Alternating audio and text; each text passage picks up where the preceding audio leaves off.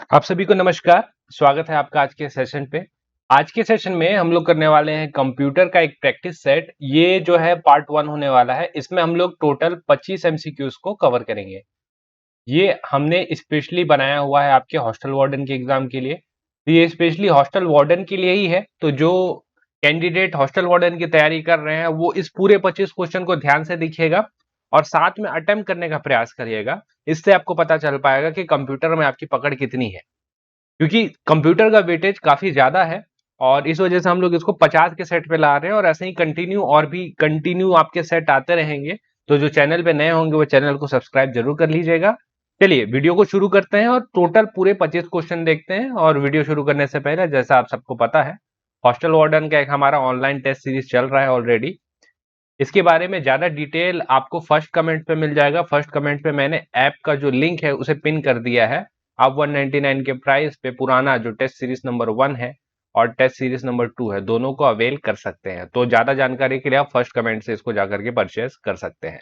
चलिए शुरू करते हैं हम लोग आज का जो हम लोग का कंप्यूटर का एमसीक्यू है उसे। क्वेश्चन आपके इंग्लिश में भी है तो इंग्लिश मीडियम वाले क्वेश्चन, ताकि इसको आराम से टारगेट कर पाए। चलिए शुरू करते हैं और देखते हैं क्वेश्चन क्या है। सबसे पहला, प्रथम पीढ़ी की कंप्यूटर ब्लैंक तकनीक का उपयोग संसाधन के लिए करता था। मतलब पहले जनरेशन के कंप्यूटर पर कौन सी तकनीक का प्रयोग किया जाता था? Integrate circuit, micro processor, transistor या वैक्यूम ट्यूब। तो ये आपको पता होना चाहिए क्योंकि ये बहुत बार पूछा हुआ है, पहली बार नहीं है ये। और इसका सही आंसर है वैक्यूम ट्यूब। तो पहले जनरेशन जो कंप्यूटर थे उसमें वैक्यूम ट्यूब का इस्तेमाल होता था। फिर सेकेंड जनरेशन का जो कंप्यूटर आया उसमें ट्रांजिस्टर का इस्तेमाल होना शुरू हुआ। थर्ड जनरेशन के कंप्यूटर पे आएंगे तो आप इंटीग्रेट सर्किट, आईसी, इसका इस्तेमाल होना शुरू हो गया था। तो ये सारा इंपॉर्टेंट चीज है और ये सारा चीज आपको पता होना चाहिए। ठीक है, अगले क्वेश्चन पे चलते हैं हम लोग।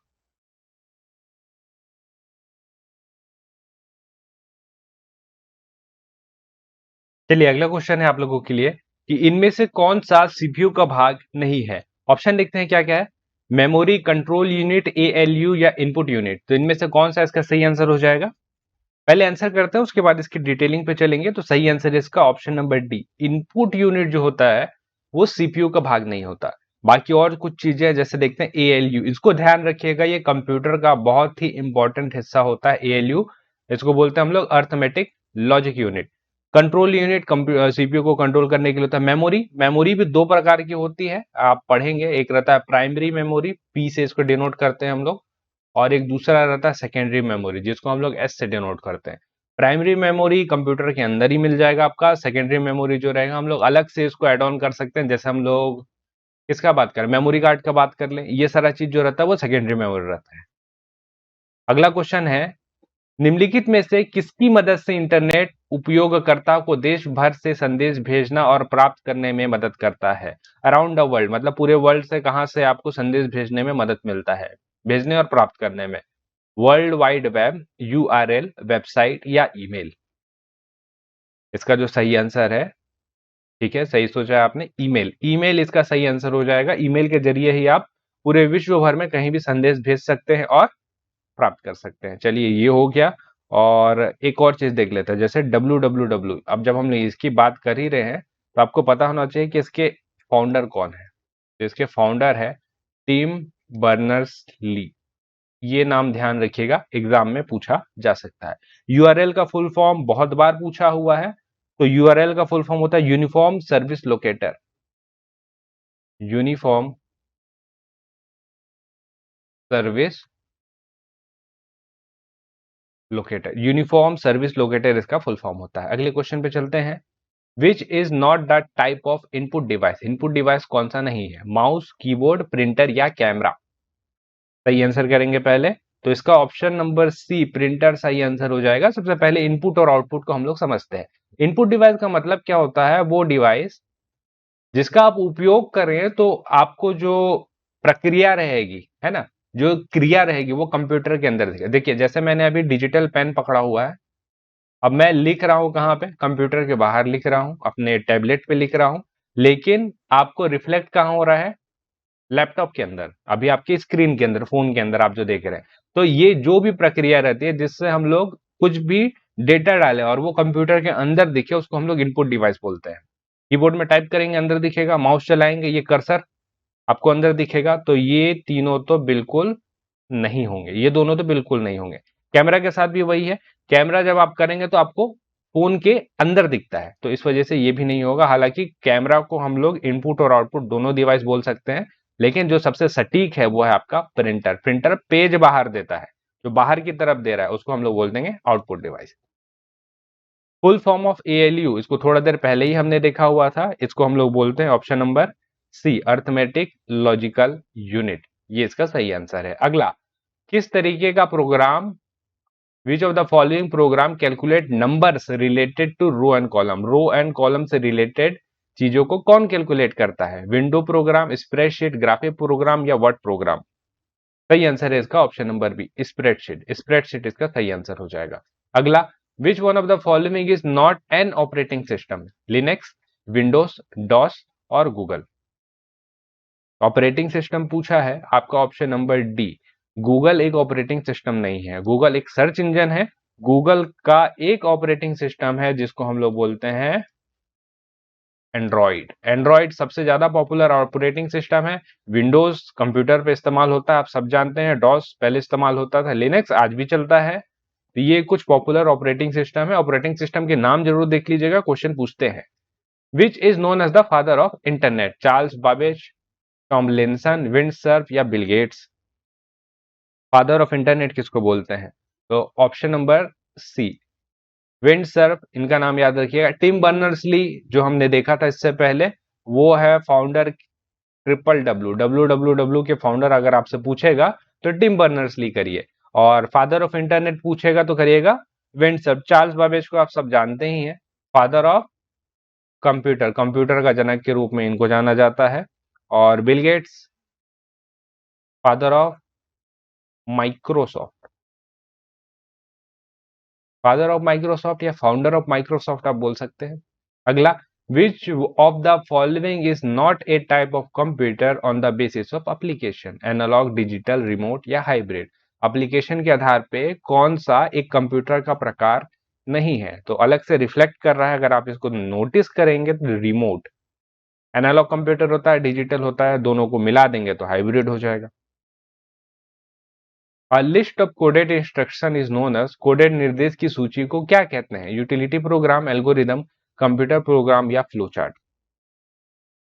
सही आंसर है आपका option number C, computer program इसको बोला जाता है। कोडेड इंस्ट्रक्शन को एक जगह इकट्ठा कर दीजिए, इसको बोलेंगे हम लोग कंप्यूटर प्रोग्राम।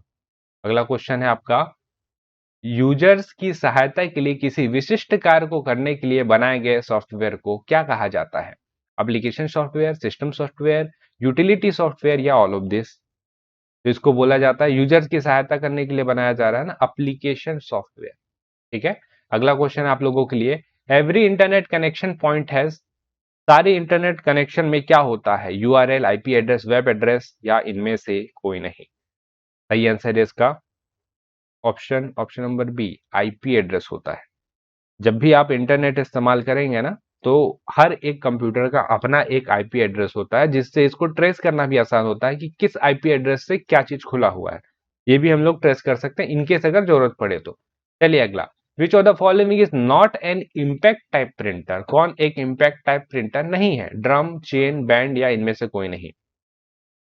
सही आंसर करेंगे पहले, इनमें से कोई नहीं इसका सही आंसर है, क्योंकि ड्रम प्रिंटर हो गया, चेन प्रिंटर हो गया और बैंड प्रिंटर हो गया, तीनों की तीनों आपकी इम्पैक्ट प्रिंटर हैं।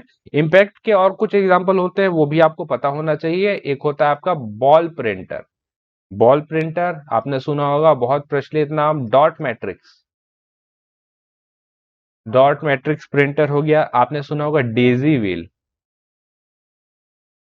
Deci wheel. आपने सुना होगा लाइन प्रिंटर। तो ये सारे जो सात मैंने आपको बताए हैं, ये आपके एक इम्पैक्ट प्रिंटर, इम्पैक्ट मतलब क्या होता है? जब प्रिंट होता है ना तो आवाज आता है, इसको बोलते हैं इम्पैक्ट प्रिंटर।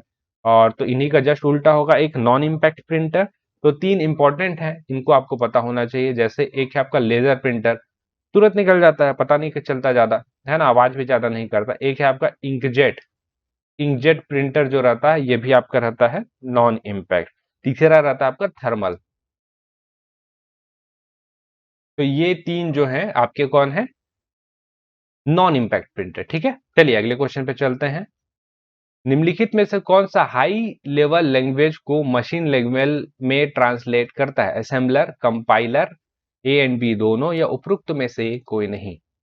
तो इसका सही आंसर है ऑप्शन नंबर बी, कंपाइलर इसको ट्रांसलेट करता है। अगला question, which of the following require internet connectivity to access? इनमें से किसका इस्तेमाल करने के लिए आपको इंटरनेट कनेक्टिविटी चाहिए? तो आप सब इस्तेमाल करते हैं सारी चीजों का, ऑल ऑफ द अबव इसका सही आंसर हो जाएगा। सारे लोग इसका इस्तेमाल करते हैं, तो इंटरनेट के बिना पॉसिबल नहीं है। अगला, एमएस वर्ड में जब आप F12 का बटन प्रेस करते हैं तो क्या होता है? सेव एज का डायलॉग खुलता है, सेव होता है, प्रिंट होता है, या कार्यरत डॉक्यूमेंट बंद हो जाता है? सही आंसर होगा इसका सेव एज का डायलॉग बॉक्स ओपन होता है। अब सेव कैसे करेंगे आप? सेव करने के लिए है कंट्रोल प्लस एस, प्रिंट के लिए क्या है? Control plus P. तो ये करेंगे तो ये हो जाएगा। शॉर्टकट की ध्यान रखिएगा, क्वेश्चंस बहुत ज्यादा आते हैं। अगला, a single document on the internet is called email, website, web page, या फाइल? सिंगल डॉक्यूमेंट है इंटरनेट पे, इसको हम लोग बोलते हैं क्या? Option number C, web page बोलते हैं। सिंगल बस बोल खुलेगा, उसको वेब पेज बोलते हैं। अगला, कंप्यूटर वास्तव में क्या समझता है? मशीनी language, high level language, English language, या असेंबली लैंग्वेज? कंफ्यूज नहीं होना है, मशीन लैंग्वेज ही कंप्यूटर की भाषा है, वो इसको समझता है। Which of the following extension identify the image format? Dot G I F, dot JPG, A and B दोनों, या उपरोक्त में से कोई नहीं? तो इमेज का जो फॉर्मेट है ये दोनों है, ए एंड बी दोनों। डॉट जी आई एफ और डॉट जी जेपीजी दोनों आपका इसका फॉर्मेट है। अगला, which of the following is not an optical disc? Blu-ray, DVD, CD ROM, या जिप डिस्क? आप यहाँ पे आइडेंटिफाई करेंगे, एक ऑड वन है और वो अलग से ही दिख रहा है, वो आपका जिप डिस्क है ना। जिप डिस्क क्या होता है? आपका एक तरीके का फ्लॉपी डिस्क था, हालांकि अभी के डेट में तो इस्तेमाल नहीं होता। फ्लॉपी डिस्क था और ऐसे आपको स्क्वायर के शेप में मिलेगा। ब्लू रे आपने देखा होगा, गेम जनरली इसमें आते हैं, हैवी हैवी गेम्स रहते हैं ब्लू रे, और पिक्चर भी हाई क्वालिटी के। ऐसे गोल्ड डिस्क में डीवीडी हमने सबने इस्तेमाल किया हुआ है, सीडी रोम हमने सबने इस्तेमाल किया हुआ है, गोल्ड डिस्क में रहता है। फ्लॉपी इस स्क्वायर वाले शेप पे आता है, तो जिप डिस्क इसका सही आंसर हो जाएगा। अगले क्वेश्चन पे चलेंगे हम लोग। Which of the following is a page printer? Inkjet, laser, dot matrix, या इनमें से कोई नहीं? तो सही आंसर इसका ऑप्शन नंबर बी की तरफ चलेंगे। पेज प्रिंटर जो रहता है वो एक लेजर प्रिंटर का प्रकार होता है, जो मैंने आपको पीछे लिखवाया था उसमें ऐड करिएगा इसको। अगला, what is the language of web? Web का लैंग्वेज क्या है? जावा, सी, एचटीटीपी, या एचटीएमएल? तो वेब का लैंग्वेज है आपका option number D, HTML. HTML का फुल फॉर्म बहुत बार पूछा हुआ है, क्या है full form? Hyper text markup language. Hyper text markup language इसका सही फुल फॉर्म है। एचटीटीपी इसका भी फुल फॉर्म बहुत बार आया हुआ है, hyper text transfer protocol. Hyper text तो आप यहीं पे लिख लेंगे, transfer protocol, hyper text transfer protocol, ये इसका फुल फॉर्म है। अगला, which of the following operating system software is use to start a computer? Computer को स्टार्ट करने के लिए कौन सा ऑपरेटिंग सिस्टम सॉफ्टवेयर की आवश्यकता होती है? एमएस डॉस, यूनिक्स, विंडोज, या ऑल ऑफ दिस? तो कोई भी एक रहे काम चल जाएगा, इसलिए इसका सही आंसर होगा ऑल ऑफ दिस। अगले क्वेश्चन पे आएंगे। Which of the following protocol is used on the internet? I triple E, TCP, ITU, और पीपीपी? सही आंसर है इसका option number B, TCP. TCP full form देख लीजिए, इसका फुल फॉर्म बहुत बार पूछा हुआ है। फुल फॉर्म है इसका transmission control protocol. Transmission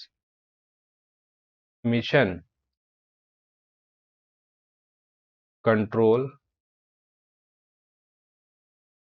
protocol, transmission control protocol, PPP. PPP का फुल फॉर्म है आपका पॉइंट टू पॉइंट, इसको भी ध्यान रखेंगे, point two point, point two point protocol, है ना। तो ये आप दोनों को ध्यान रखेंगे। अगला लास्ट क्वेश्चन है आप लोगों के लिए।